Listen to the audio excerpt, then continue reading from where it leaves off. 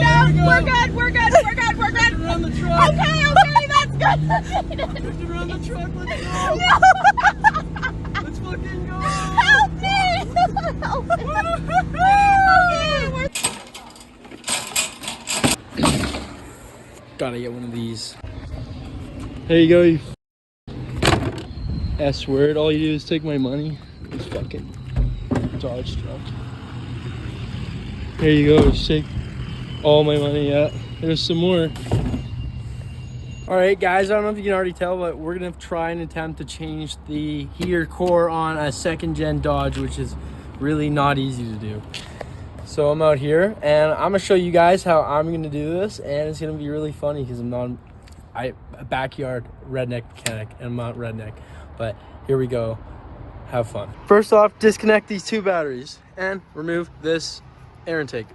Why did we do that? Let me tell you why we did that. We did that so we could get nice access to the two lines that go to the heater core, which are right here. That black line, and there's one right beside it on its right. This is the all right, next up, we are going to take off this lovely thing. Just remove the first two screws in the door. You can take off this thing, and you just have to yank it a little bit. That comes right off. Butter. And do exactly the same side, same thing for the other side. Nice and easy, just like that. Next, we are going to remove the bolts on the top of the dash. There's one there, one there, one there, one there, and one there. So there's 1, 2, 3, 4, 5 bolts on the top of the dash that you need to remove. And if you have a custom dash like my second gen, you won't have to worry about all that annoying plastic in the way. See, like I don't have to worry about hitting plastic. Like it's just like easy to get right there. You know what my favorite part of this dash is? This job is that like you can just find nice little treats in here and like, not bad, nice and crispy. Next up, you're going to want to remove this square looking box. Remove those two screws. And next up, we're under the steering column.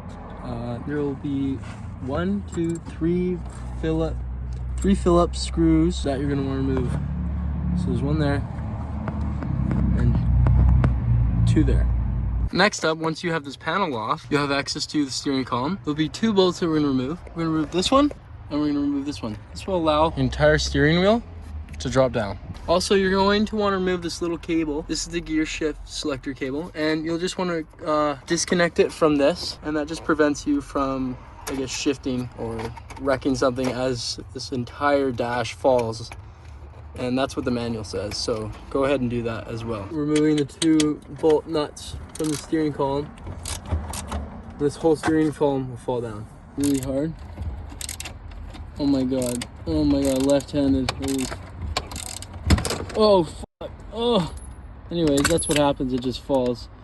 Never mind, just let that shit hang low. It's not gonna go anywhere. Next, under the passenger side right, you'll see a bolt attached to the dash, and you're going to want to remove that. And there's an exact same one in relatively the same area under the steering wheel, in the same area over there. If you made it this far, I'm sure you did. You were ready to actually pull this dash away, so yeah, that's okay. Oh look, it came out the bottom. Nice. So you can basically just start yanking this thing back, the dash. Don't force it too much. Yeah, make sure you're just being careful and taking your time. Also, this looks like the steering wheel is hitting the seat. You could take the seat out and that would give you more room. It would allow this to drop a little bit more. So I'm gonna keep playing with this, and yeah, I'll let you guys know. Okay, so a couple things you could have done differently, so you're learning from me. Take the seat out. It takes time. This will not hit the seat. It will go down more.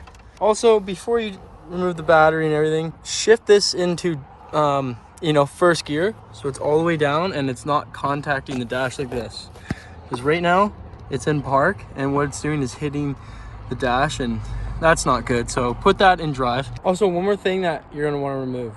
Go in the center, right where we removed this piece. In the center behind it, there's going to be 2 nuts, and you're going to want to remove those. Now, if you made it here, this far without absolutely destroying your dash, or you even have a dash that's intact, good for you. So if we made it here, we're actually have access to the heater core now. Now, this is not what they say to do in the manual. You actually need to do 10 million other steps, and yeah, I'm not gonna do it. So I'm showing you a nice, easy way to get her done. Doesn't look like we have all the room, but we just have enough room to get back here. You know, not like a foot, but you know, once you're in there, you can get your hand in there, wiggle it around. So as you can see, we have one Phillips screw collar down there to remove, and we have two Phillips screws right there to remove. So go ahead and remove those 3 screws. Okay, once you figure out how to remove that clip way deep in there, and that one's pretty easy, we're gonna go to the engine bay, and we're going to remove this hose and this hose. All right, guys, we're gonna be doing some crafty stuff here. We're sponsored by Milwaukee, and I'm actually gonna zip cut these out. It's not very smart, but I don't have a hacksaw, so here goes nothing. I also didn't like. Oh yeah. Oh no, not yet.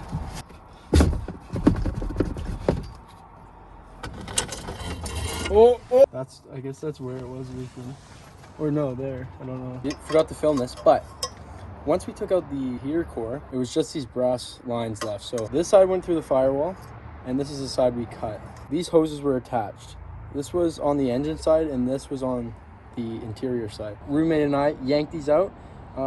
Basically, he was on the engine side, I was on the inside of the truck, and all he did was pull these out as I wiggled these on the inside. Gonna clean up a little bit, you know, just clean up a little bit of the premature spillage, you know, that I got all over the carpet and everything else. So make sure it's nice and tidy, and then I am going to put the brand new heater core back in. Make sure you clean out the lower housing that the heater core is sitting in, because look at that gunk, it's all over. And you can't see it, but there's actually like a foam pad in there on the blend door, I think, that is like soaked in coolant. So make sure you can somehow vacuum that out. So I tried to clean in there as best as I could. See, that little foam wall is actually like, that thing gets soaked in coolant. So I watched another guy put this in, and these swivel, right? So you should actually just be able to maneuver it into this hole while sticking these into those 2 holes. Now, he did it in the video without like cutting or anything. So here goes nothing. 2 hours later. This is how I feel. I already cut this out to give me more room, which I'm gonna get a lot of people that saying, "Yeah, you just been wrecking it, stupid kid." 2 hours later. No, did I cut it? Oh my god, it went in. Oh, let's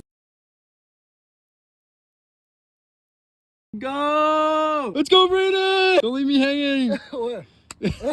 Fuck, that took way too long. Okay, it's like only 7:30 and it's just pitch dark outside. Anyways, now the heater core's in, we are using vice grips to hold the hose clamp open while we slide these hoses back on way up there. Okay, once you have the hoses on the heater core attached to the engine, you can drain the existing radiator fluid.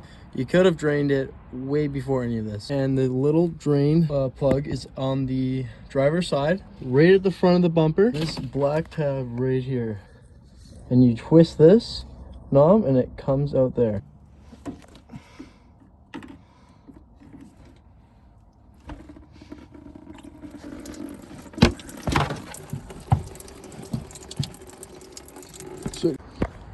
Alright, so I drained all the coolant. Sorry, my phone ran out of memory, so that's why I forgot to film a lot of stuff. Anyways, now I'm filling it up with some diesel premix. I didn't get it from the dealership, but usually use the GM, the green coolant, but this is okay for my truck as well. You need about 18 liters. Okay, so we got the dash back in. We got everything else back in. The dash is absolutely hot. That's what happens with these trucks. I'm gonna live with it. Maybe I'll get a cover, maybe I won't. I refilled the entire cooling system and it's time to start it up. I'm so excited to actually have heat in this truck.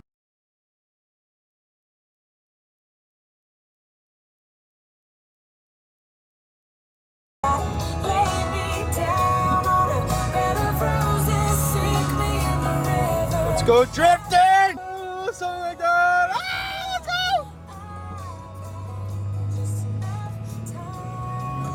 Woo! Woo!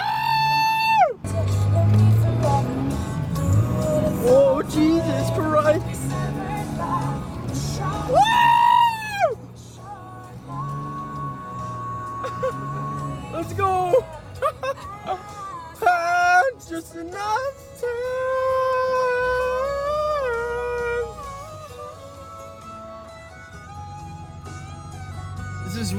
This is what I dream for. Good music, good drifting conditions. What could be better in life than that?